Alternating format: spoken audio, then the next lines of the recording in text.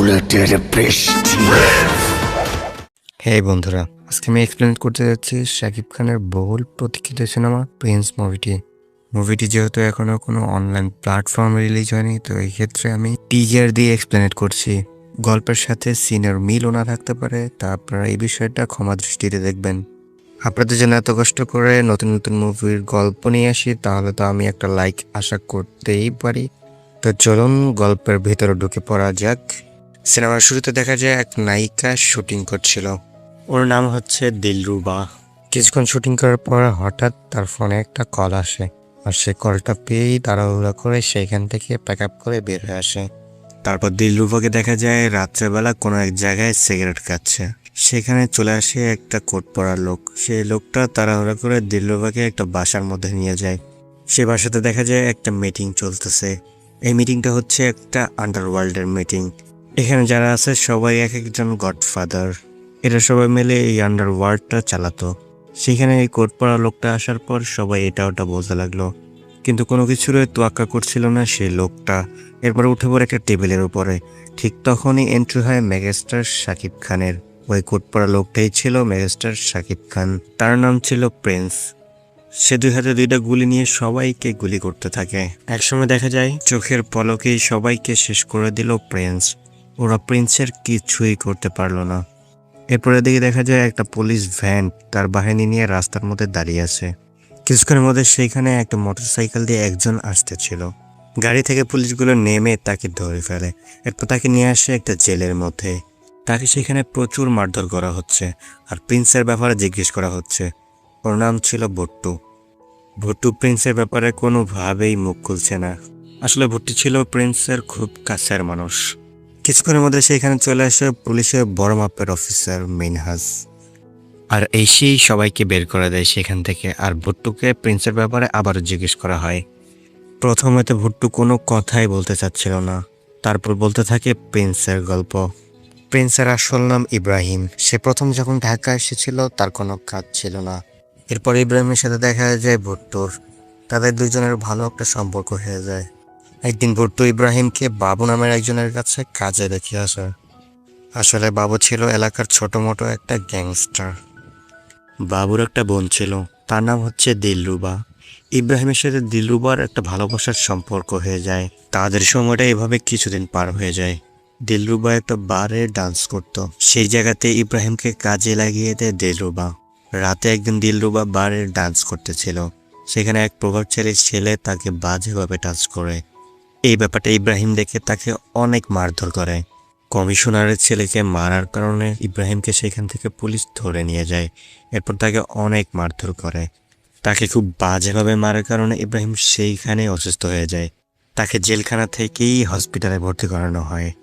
একদিন ইব্রাহিম থানার মধ্যে যখন হাঁটছিল, তখন তার সাথে পরিচয় হয়ে যায় গোপাল দা নামের একজনের সাথে।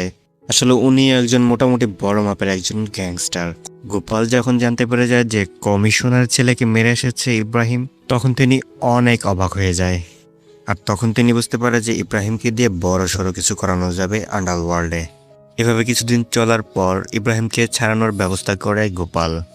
জেল থেকে ইব্রাহিম ছাড়া পাওয়ার পর গোপাল তাকে বলে, আমি তো তোকে ছাড়িয়ে নিলাম, তোকে কিন্তু আমার একটা কাজ করে দিতে হবে।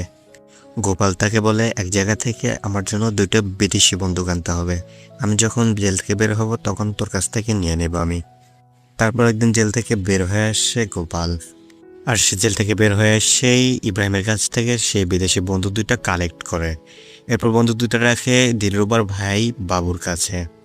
এরপর এভাবে চলতে থাকে বেশ কিছুদিন। একদিন সন্ধ্যার সময় বাবু যখন দোকানে সিগারেট নিতে গেল, তখন তাকে দেখে ফেলে লিটন এবং মাসুদ। বাবুর কাছে যে 2টা বিদেশি বন্দুক রয়েছে এটা খেয়াল করেছে ওরা। সেদিন রাত্রেবেলাতে মাসুদ এবং লিটন তাড়া করতে থাকে বাবুকে। এরপর তারা নির্মমভাবে হত্যা করে বাবুকে, আর তার কাছে থাকা বিদেশি বন্দুক 2টো নিয়ে যায়। এটা আবার দূর থেকে দেখতেছিল বাবুর বোন দিলরুবা। এই খবরটা যখন ইব্রাহিম জানতে পারে, তখন সে তাড়াহুড়া করে খুঁজতে থাকে দিলরুবাকে, কিন্তু কোথাও খুঁজে পায় না দিলরুবাকে।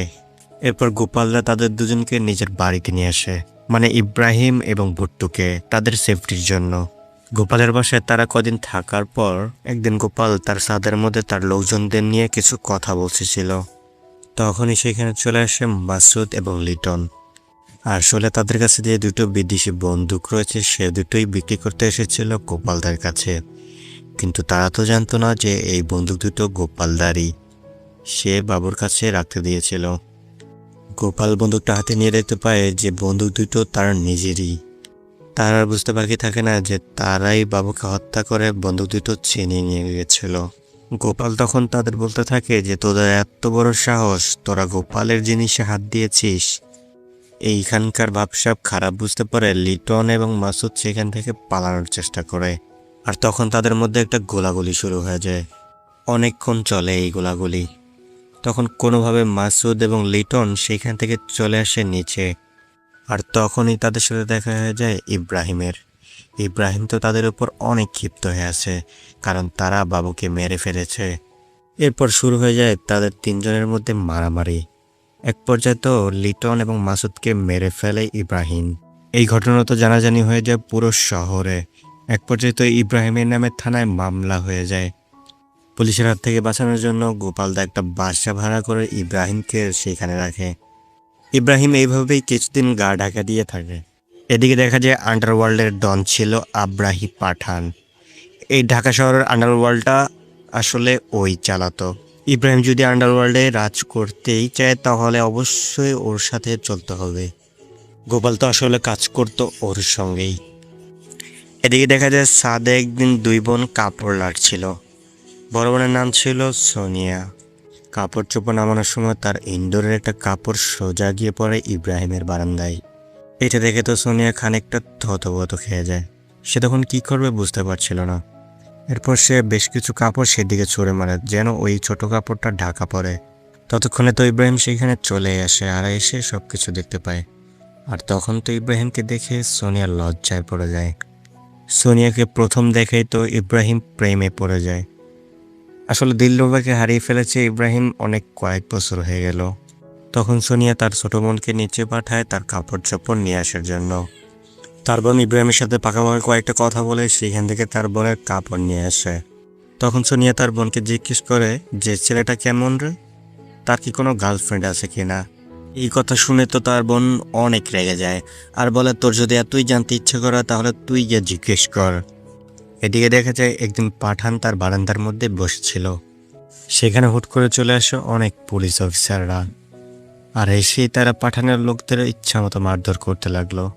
আর পাঠানের লোকেরা কোনোভাবেই পারতেছিল না পুলিশদের সাথে। এক পর্যায়ে তো পুলিশরা সবাইকেই মেরে ফেলে, শুধু বাকি ছিল পাঠান। আর এরপর দেখা যায় জানালা ভেঙে চলে আসে সেখানে ইব্রাহিম। আর এসে পুলিশদের আহত করে সেখান থেকে বাঁচিয়ে নেয় পাঠানকে। ইব্রাহিমের স্টাইল দেখে তো পুরোই ফিদা হয়ে যায় পাঠান। আর পাঠানই তার নাম দিয়েছিল প্রিন্স। এইখান থেকে ইব্রাহিমের প্রিন্স হওয়ার গল্পটা শুরু। আর এখন থেকে সবার মতো ইব্রাহিমও পাঠানের সাথে দেখা করতে পারত। আর পাঠান তাকে মোটামুটি ভালোই গুরুত্ব দিচ্ছিল।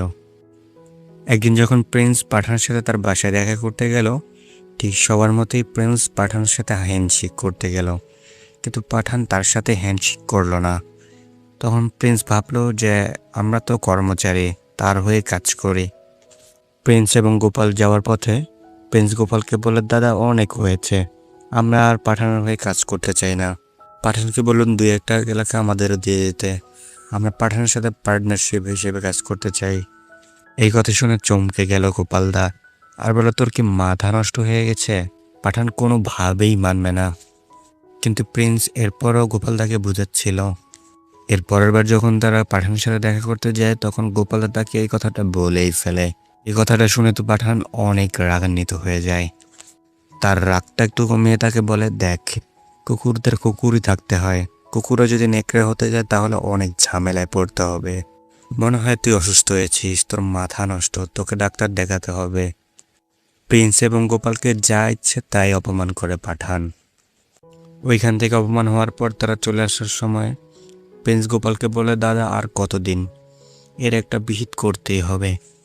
সো বন্ধুরা, এরপর কি হলো এটা জানতে হলে অবশ্যই আমার নেক্সট এক্সপ্লেনেট দেখতে হবে। তো চ্যানেলটা চটপট সাবস্ক্রাইব করে পাশে থাকুন। আজকের ভিডিও আমি এখানেই শেষ করছি।